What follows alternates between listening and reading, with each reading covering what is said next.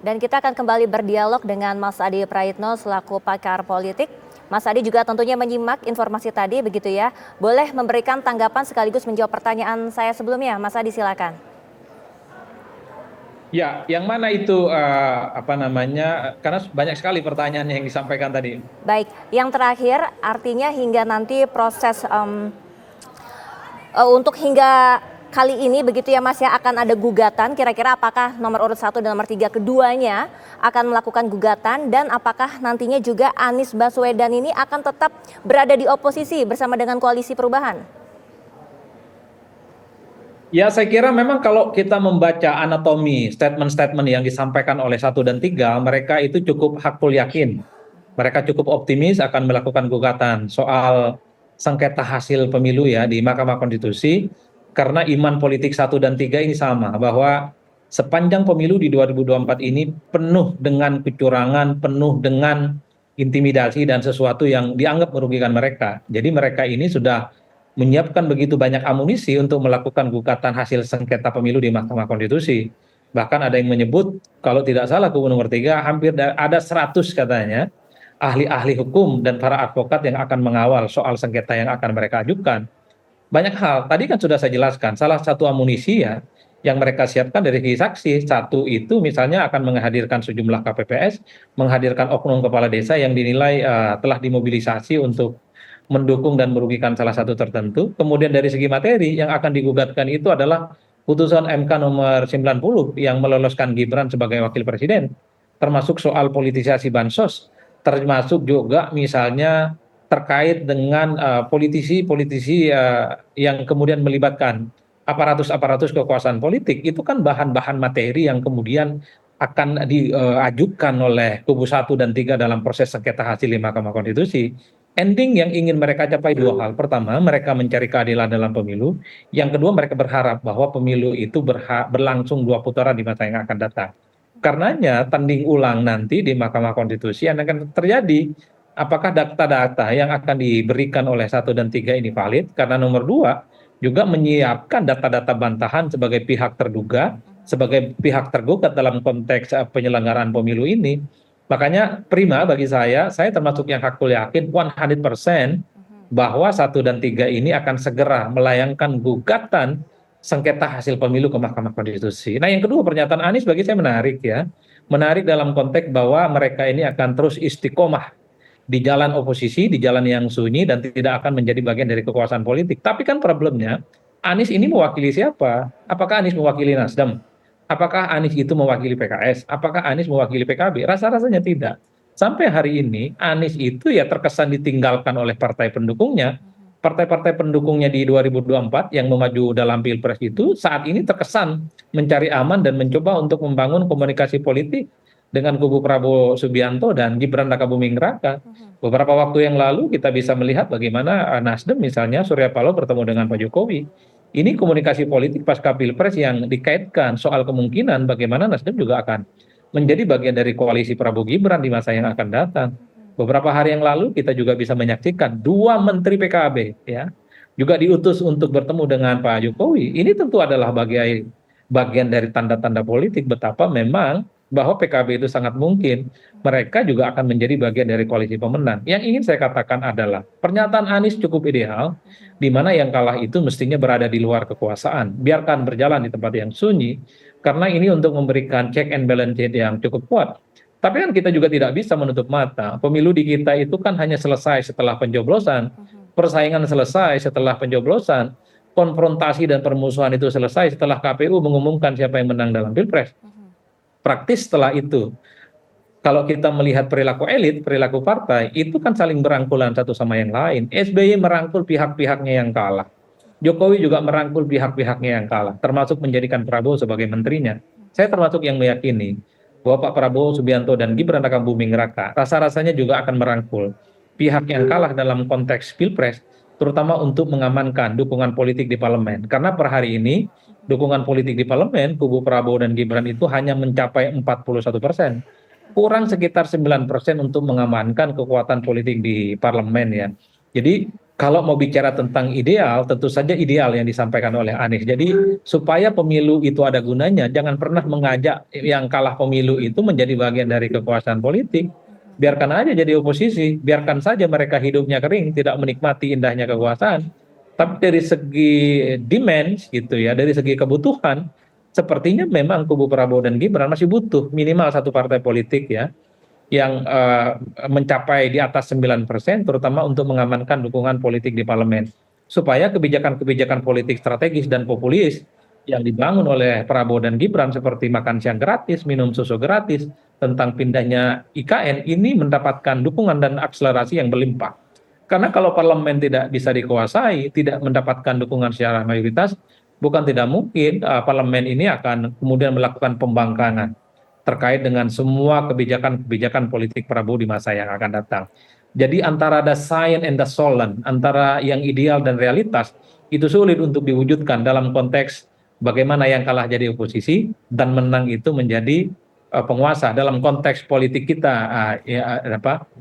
Nah, kalau kita mengacu pada demokrasi-demokrasi yang sebenarnya sudah maju dan terkonsolidasi, terutama partainya tidak terlampau banyak seperti di Amerika, ya mestinya yang kalah udah dia berada di luar kekuasaan ya, memberikan check and balances, sementara yang menang itu jadi penguasa. Tapi di Indonesia ini adalah cacat bawaan dalam sistem presidensialisme multipartai ekstrim, di mana dalam sistem presidensialisme multipartai ekstrim yang kalah dan yang menang itu berbau setelah mereka selesai dalam melaksanakan pemilu. Dalam studi-studi perilaku politik, dalam studi-studi ilmu politik, ini yang disebut dengan fenomena politik kartel. Politik kartel itu adalah politik yang meniadakan persaingan, politik yang mencari titik temu, politik yang mencari kesamaan kepentingan-kepentingan politik dan ekonomi. Di Indonesia, rekonsiliasi politik, koalisi politik antara kalah dan yang menang, titik temunya adalah bagaimana kepentingan mereka itu bisa satu, yaitu untuk mendapatkan konsesi dan jabatan politik strategis, yaitu salah satunya menteri dan di jabatan politik strategis yang lainnya. Saya kira di situ poin saya, Prima. Oke, kita katakan jika Anies tetap pada idealistisnya begitu ya, tetap beroposisi dengan pemenang yang terpilih begitu, apakah artinya Anies ini akan ditinggalkan oleh partai pengusungnya yakni Nasdem dan juga PKB yang nampaknya akan bergabung dengan yang pemenang? Kalau mau jujur sebenarnya per hari ini kan Anies terkesan memang sudah ditinggalkan oleh partai-partai pendukung. Pada saat bersamaan misalnya kita melihat Anies ini kan lantang bahwa akan berada di luar kekuasaan, akan menjadi oposisi, tapi partai-partai pengusungnya itu kan terkesan membangun komunikasi politik dengan Pak Jokowi yang kita tahu pasti investasi. Bagaimana membangun postur kabinet di masa yang akan datang, karena kabinet yang akan datang ini pastinya tidak terlepas keinginan Jokowi. Jadi pertemuan sejumlah elit Nasdem dan PKB beberapa waktu yang lalu ini semacam sinyal betapa kedua partai ini masih sangat mungkin bisa diajak. Dan pada saat yang bersamaan PKS memang tidak punya akses terhadap Jokowi, tapi sikap politik PKS belakangan yang cukup tidak agresif, tidak pernah menyerang kubu Prabowo, tidak pernah lagi menyerang Jokowi, bisa dijadikan sebagai satu sinyalmen bahwa mereka sebenarnya salah satunya PKS sedang mencari posisi yang cukup nyaman. Bagaimana mereka membangun batu bata kekuatan politik mereka di masa yang akan datang, terutama bagaimana treatment mereka terkait dengan pemenang Prabowo dan Gibran. Bagi saya, Anies adalah Anies dan partai politik pengusungnya adalah partai politik yang lain yang tidak bisa dikendalikan oleh Anies. Kecuali Anies itu adalah ketua umum partai. Anies bisa mengendalikan. Sepanjang Anies bukan siapa-siapa, sepanjang Anies bukan kader partai, sepanjang Anies bukan ketua umum, sepanjang itu juga Anies tidak bisa memaksakan kehendak dan keinginannya untuk menjadikan tiga partai ini berada di luar kekuasaan politik. Ya. Kalau Anies ditinggal, memang betul ditinggal oleh parpolnya, lantas bagaimana untuk karir politik Anies ke depannya setelah pemilu ini? Itu pertanyaan sangat rumit, Prima. Bagi saya dua hal ya.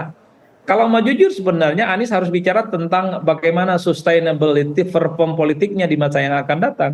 Salah satunya Anies harus menjadi pejabat publik. Rasa-rasanya Anies kalau untuk jadi menteri agak rumit saya bayangkan. Karena sepertinya pernyataan Anies yang memberikan skor miring kepada Prabowo itu kan sepertinya di hati banget. Itu yang menurut saya menjadi psychological barrier, jarak psikologis yang membuat Anies ini agak sulit untuk menjadi bagian dari Prabowo Subianto ya. Nah, satu-satunya cara orang bicara tentang Anies soal kemungkinannya comeback ke Jakarta. Partai-partai pengusungnya, Nasdem, PKS, itu sudah memberikan satu sinyalmen tentang ketertarikannya untuk menjadikan Anies sebagai calon gubernur untuk yang kedua kalinya di Jakarta yang akan dilaksanakan pada bulan November yang akan datang. Bahkan kalau kita bicara tentang angka-angka statistik, Anies itu per hari ini adalah sosok yang paling kuat, paling menjulang, magnetnya paling kuat ya dibandingkan dengan nama-nama lain dalam konteks pilkada. Tapi problemnya adalah Anies mau tidak maju kembali di Jakarta. Karena pada saat yang bersamaan kalau Anies maju dalam pilkada Jakarta berarti Anies ini menurunkan grades ya ataupun rating politiknya yang sudah jadi capres kembali menjadi calon gubernur. Ini tentu tidak mudah sebenarnya, between rock and hard place, sangat dilematis. Satu sisi Anies itu butuh jabatan publik, tapi pada saat yang bersamaan belum tentu gubernur itu adalah jawaban politiknya. Nah yang kedua, kalaupun toh Anies tidak mau jadi gubernur bagi saya, ya minimal bikin ormas atau organisasi sosial yang kemudian terus menjadi expose bagaimana eksistensi, kerja-kerja, dan kegiatan politik Anies di masa yang akan datang. Kalau tanpa ini semua ya maka Anies akan ditelan bumi. Karena akan disalib oleh figur-figur kunci yang pastinya ke depan akan bermunculan figur-figur baru. Figur-figur baru itu adalah kepala daerah, yang kedua adalah misalnya seperti menteri-menteri yang akan menjadi kabinet di Prabowo dan Gibran, seperti AHY mungkin, karena apapun ketika AHY jadi menteri, portofolio politik yang akan dibangun ke depan adalah bagaimana bisa maju di 2024. Secara perlahan Anies akan tenggelam. Dalam kultur politik kita, seseorang jika bukan menjadi pejabat publik, entah tidak jadi menteri, tidak jadi gubernur, dan seterusnya, aura kebintangannya hilang, pamor kekuatan politiknya hilang. Oleh karena itu, dua hal ini yang paling mungkin harus dilakukan oleh Anies. Ikut sama partai politik, kalau tidak, dia harus bikin ormas yang membuat bagaimana stamina politik Anies tetap dirawat, dan Anies terus menjadi spotlight pembicaraan soal suksesi kepemimpinan di masa yang akan datang. Dalam banyak hal bagi saya, Anies juga harus belajar kepada Prabowo Subianto. Prabowo yang saya kira kita saksikan sejak awal, sudah ikut tanding dalam Pilpres sejak 2009, menjadi calon wakilnya Megawati Soekarno Putri dalam Pilpres 2009 kalah, Pilpres 2014 kalah, 2019 kalah, sampai pada akhirnya di tahun 2024 ini Prabowo itu menjadi sosok yang sangat mungkin akan memenangkan pertarungan di Pilpres. Jadi mestinya Anies menganggap kekalahan di Pilpres 2024 ini bukan the end of the world, bukan akhir dari segala-galanya. Tapi justru ini akan membuat Anies mestinya semakin melakukan refleksi dan evaluasi diri soal bagaimana potensi dirinya ini yang menurut saya cukup bagus karena 33% dukungan rakyat itu adalah cukup luar biasa yang saya kira harus dirawat sehingga Anies kalaupun toh punya keinginan maju kembali di 2009 tetaplah mendapatkan dukungan dan support dan ceruk pemiliknya tidak akan pindah ke tempat yang lain. Saya kira di situ poin saya, Prima. Oke, menarik. Jadi kemungkinan koalisi perubahan ini bubar di Pilpres tapi bersatu di Pilgub DKI begitu. Nah, tapi kita juga ingin melihat nasib Ganjar Pranowo ke depannya usai Pilpres ini seperti apa, karena dari PDIP sendiri nampaknya kekeh begitu ya untuk tetap berada di luar pemerintahan, Mas Adi. Nah, itu juga yang rumit, Prima. Ya hanya Ganjar dan Tuhannya sajalah yang tahu. Tapi memang membayangkan Ganjar di masa yang akan datang ya tentu Ganjar sudah punya pikiran. Pertama, per hari ini Ganjar itu bukan pengurus teras elit PDIP.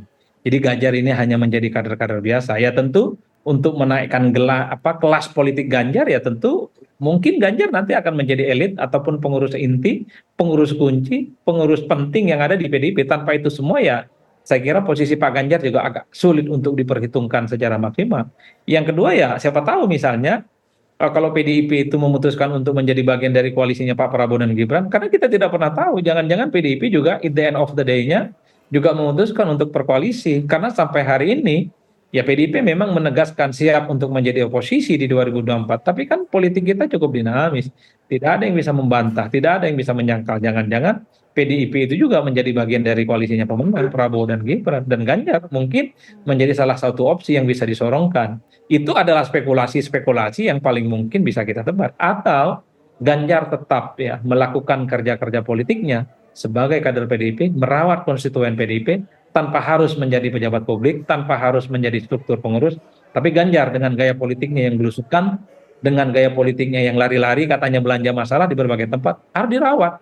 Tentu sebagai untuk membuktikan kepada rakyat bahwa tanpa calon wakil presiden sekalipun, tanpa kontestasi pilpres sekalipun, Ganjar itu terus melakukan kerja-kerja politik yang terukur. Karena Prima, satu hal yang harus saya katakan, kalah dalam pemilu itu kan dimanapun rumusnya pasti akan jadi yatim piatu. Jadi Ganjar seperti Anies agak rumit cari bagaimana orang akan berkawan dan bersahabat di masa yang akan datang. Tapi bagi pemenang seperti Prabowo dan Gibran akan begitu banyak sahabat-sahabat dan kawan-kawan yang akan mengaku bahwa Prabowo dan Gibran itu adalah saudaranya. Ya, jadi artinya mungkin akan lebih diuntungkan ya bagi Anies dan juga Ganjar jika memang betul dirangkul oleh pemenang begitu ya. Mas Adi, terima kasih banyak untuk waktunya siang hari ini di Breaking News TV One.